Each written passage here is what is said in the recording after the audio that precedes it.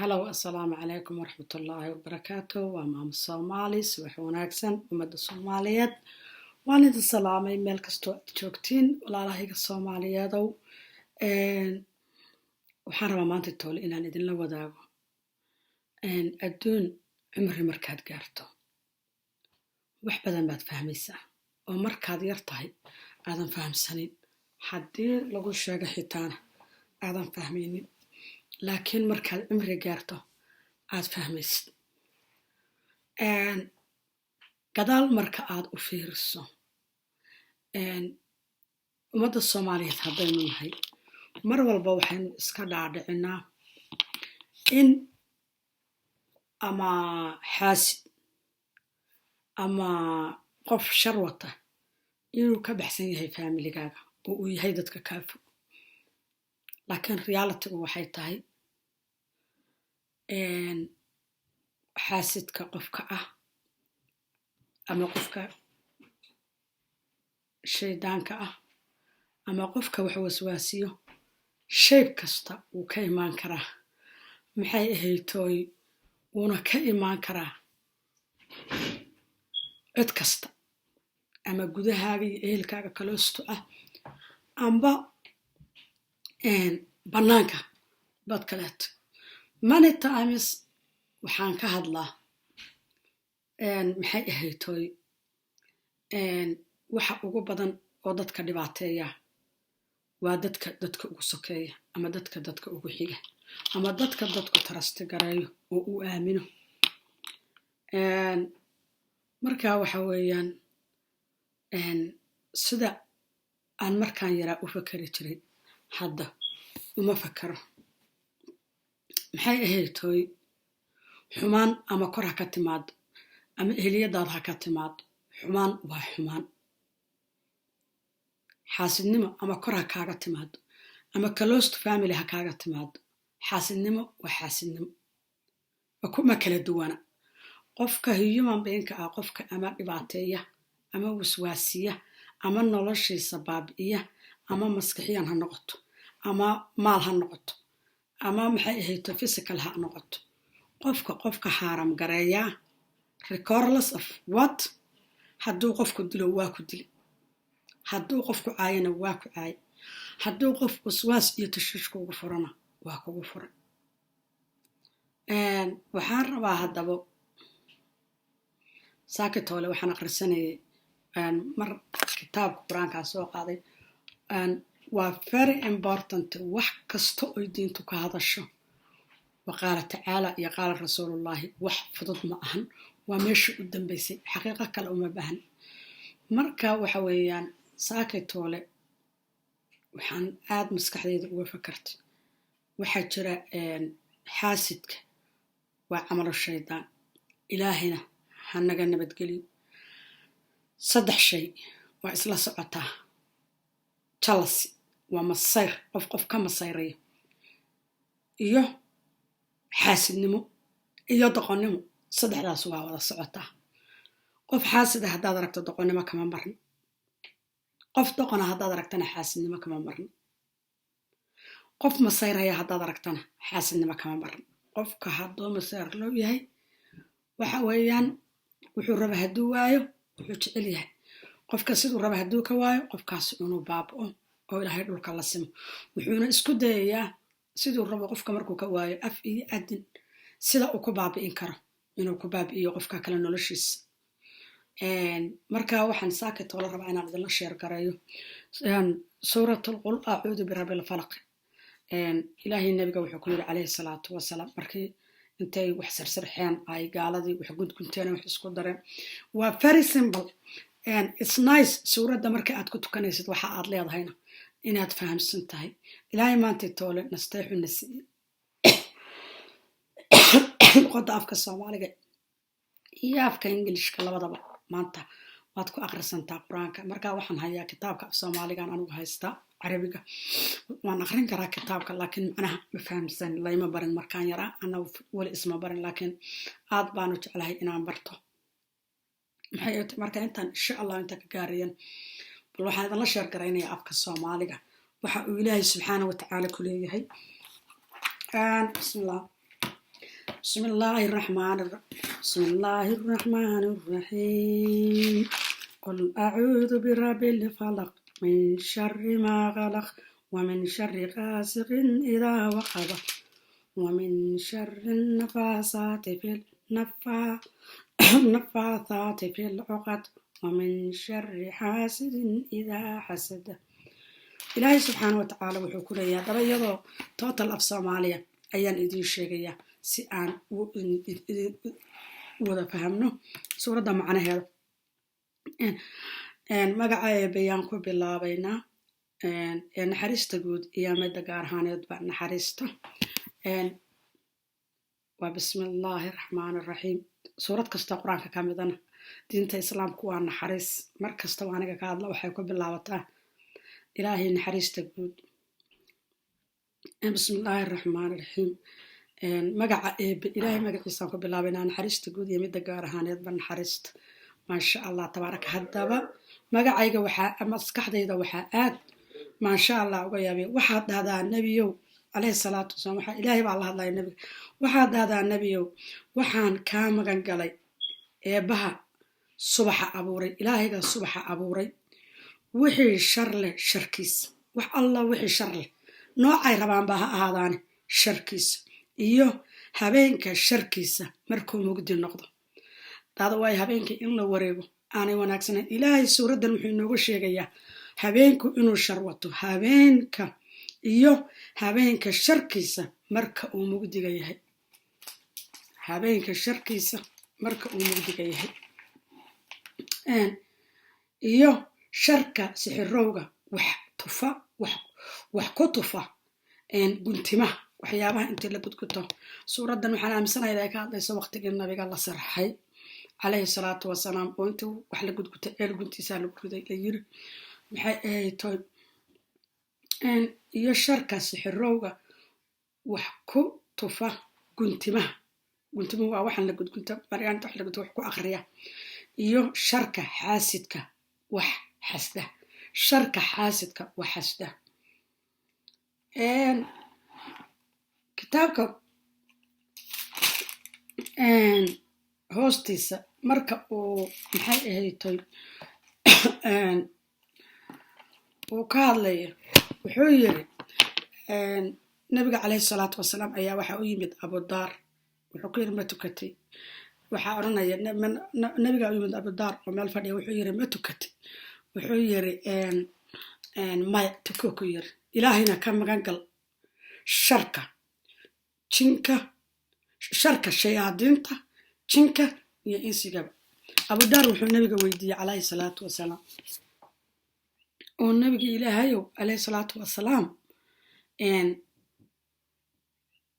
ma insi ayaa jira maxay ahaytoy oo shayaadiina. waa kana wuxuu leeyahay make sure rasuulka eebow isagu ma insigu ma shayaadiin buu leeyahay. markaasuu yidhi haa. nabiga wuxuu yidhi calayhi salaatu wasalaam insiguna shayaadiin buu leeyahay. marka waxa weeyaan qof kasta oo hiyama beenow. habeen dhaweyd waxaan ka wada hadlaynay, maalin dhaweyd waxaan ka hadlayay habeenka socodka iyo habeenkii inuuna socodkiisa habeenkii inay badano kugu qabata ma ogi inaad caruurtaada usoo hoyato. suuraddana way ka hadlaysaa habeenka sharkiisa markuu mugdi noqdo ilaahay in laga magan galo. waxay kaloo suuraddani ku saabsantahay xaasidka. ilaahay waxaan ka baryaynaa xaasidnimo inuu naga nabadgeliyo qalbigeenna iyo nafteenna. ilaahay waxaan ka baryaynaa subxaana wa tacaala inuu xaasidnimo naga koriyo. sixir iyo waxaas anagu maskaxdayda ma jecli inaan aamino, laakiin qur-aanku markuu ka hadlaya de sixir waa wax jira. ilaahayna ha naga magan galo, kuwa ka dhaqmana ilaahay ha naga nabadgeliyo. qof walbo islaamow xaasidnimada iska ilaali. qof walbowna xaasidku shayb kasta iyo meel kasta wuu ku imaan karaa. qofka aynu inagu nidhaahno arsaqmaana waa xaasid. waa qofka walaalkiisa aan noloshiisa u quurin, waa qofku haddaanu isagu noloshiisa ku jirin jalasi, xaasidnimo, doqonnimo, masayr iyo xaasidnimo iyo doqonnimo waa walaalo. markaa waxa weeyaan walaalkaa lama xasto, walaalkaa horumarkiisa waa lagu farxaa, walaalkaa wixii alla siiyo ilaahu bulaalo barakeebaa la dhahaa. Soomaalida waxay kaloo dhahdaa walaalkaa ba'aagana ma jecla, badhaadhahaagana ma jecla.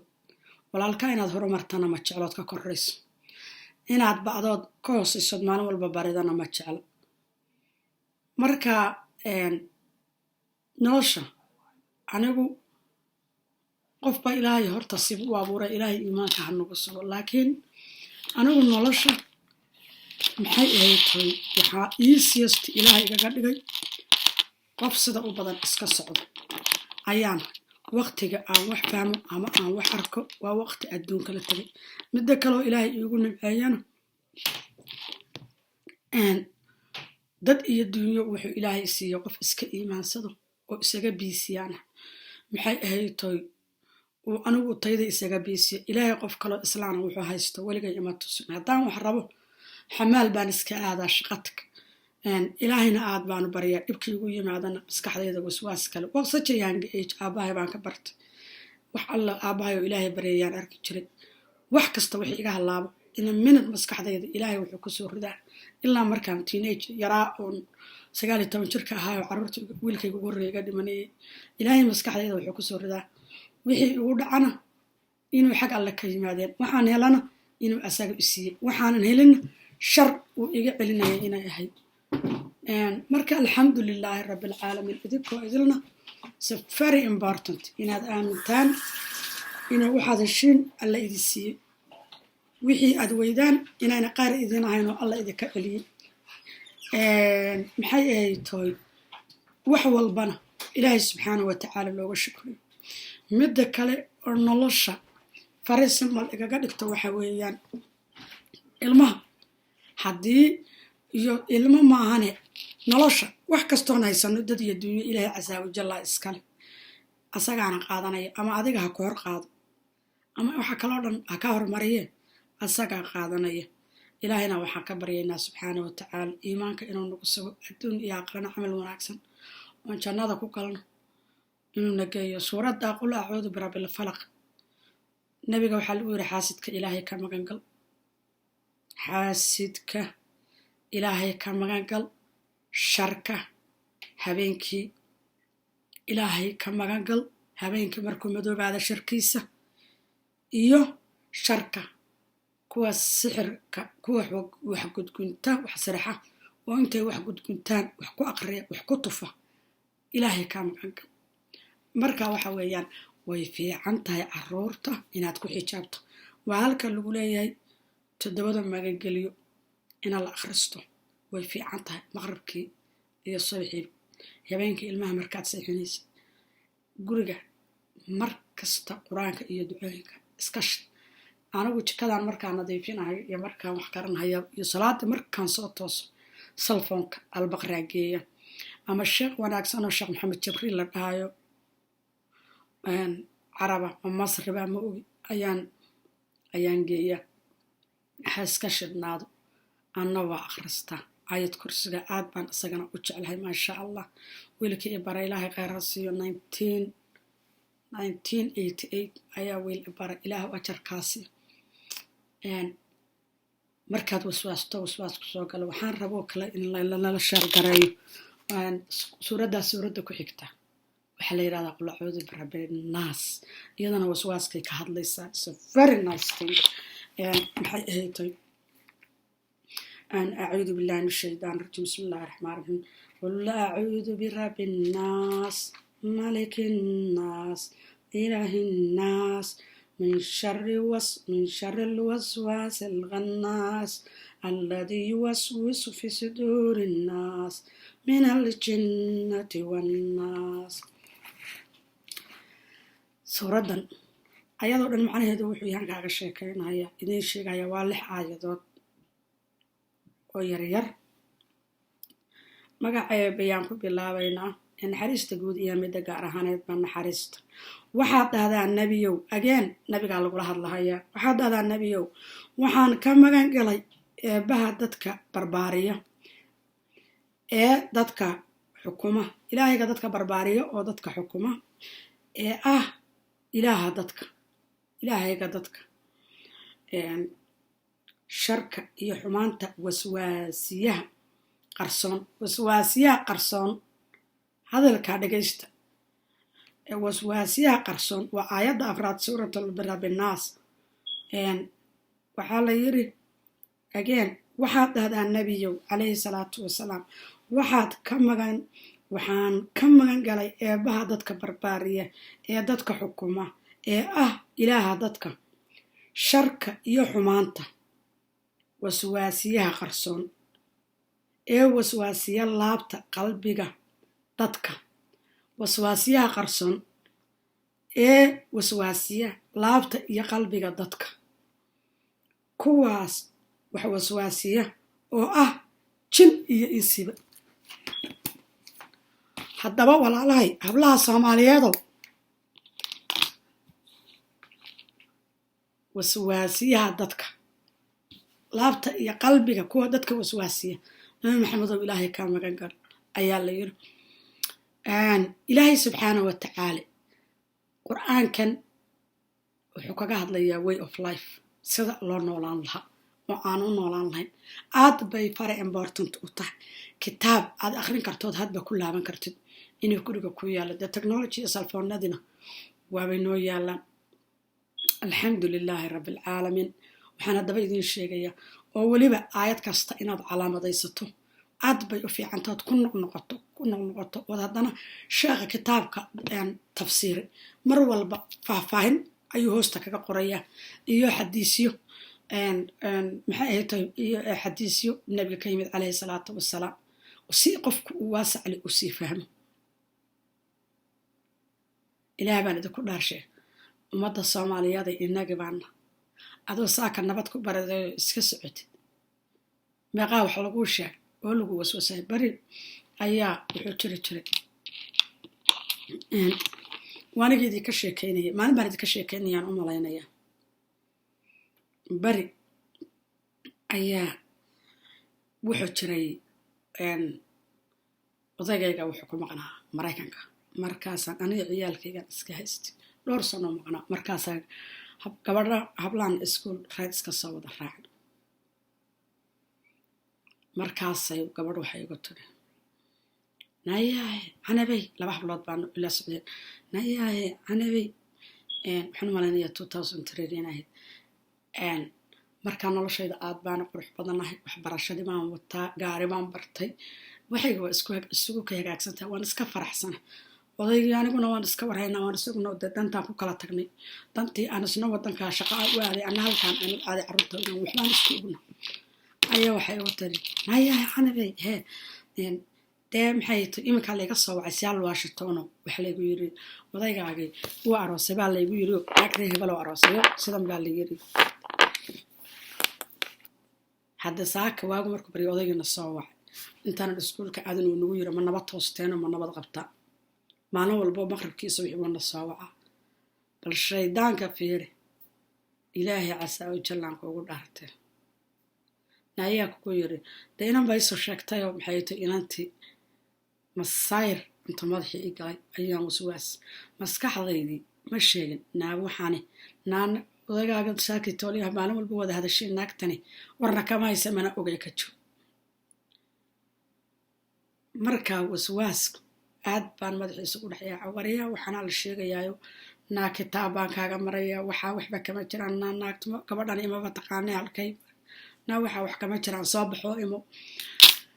ilaahay subxaanahu wa tacaala waswaaskii ayaan dambenayaa warkan markaad ka maqashay baan ku intaan ku xanaaqay sida ii beenbeen iyo imasirtay waan iskala kaakajanayo maan iska laha ilaa waxay soo alifta waxay meel u sheegaysa ma jirto.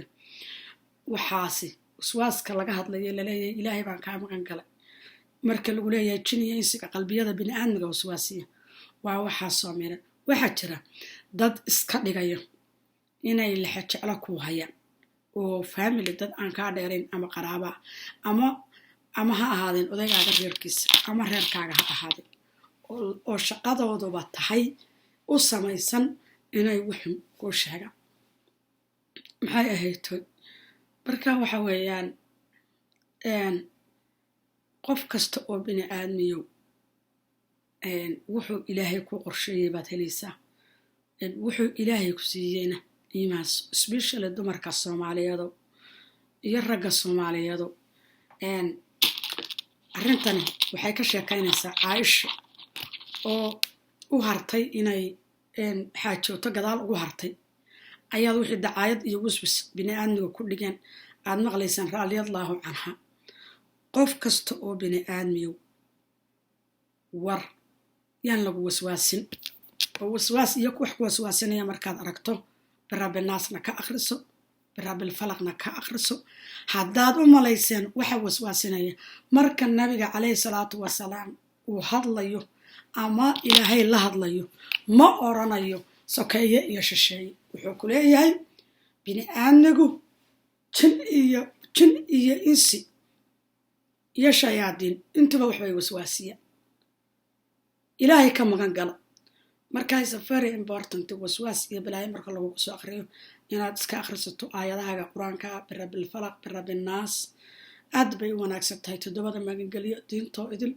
is very important haddii nabiga ilaahay la leeyahay nabiga ilaahay waxa dhacdaa ilaahayga dadka abuuray baan ka magan galay waxa wax waswaasinaya oo jin iyo insiba isku jiro qalbiyada bini aadmiga waswaasinaya adna ilaahayga ku qalqay ka magan gal waayo عليه الصلاة والسلام نبي أمدي سبعين wax kasto oo isaga ku dhaqan la yiri isagu 40 sano nabi ku noqday عليه الصلاة والسلام waa dhaxalku inooga tagay ee la rabay inaan inaguna ku dhaqanno ina faray hadhagaysanina iska ilaaliyo waxa waswaaska iyo tashuushka iyo buuqa idoo ku firayo waxa jira qof aad gacal u haysatid dadka kuugu xiga oo la ku dilaayo sixin ku dilaayo oo si dadba ku dilaayooda fahmaynin oo ka maskax badan adna aad maskiin iska daacada tahay oo take advantage kugu samaynaya ayaa jira oo si fudud ku dhistray gareynaya caruurtaada iyo reerkaaga iyo naftaada qof walbow qofkaasi inuu reerkaaga ku baabi'iyo because ninkaaga ma jecla or because naagtaada ma jecla wuxuu noqon karaa waalidka adiga ku dhalay wuxuu noqon karaa hooyadii adiga ku dhashay wuxuu noqon karaa aabahaaga wuxuu noqon karaa walaalahaaga waana dhacdaa million times bay Soomaalida ka dhacdaa marka qofka sida dadban ku destroy gareynaya ee ku baabi'inaya iska ilaali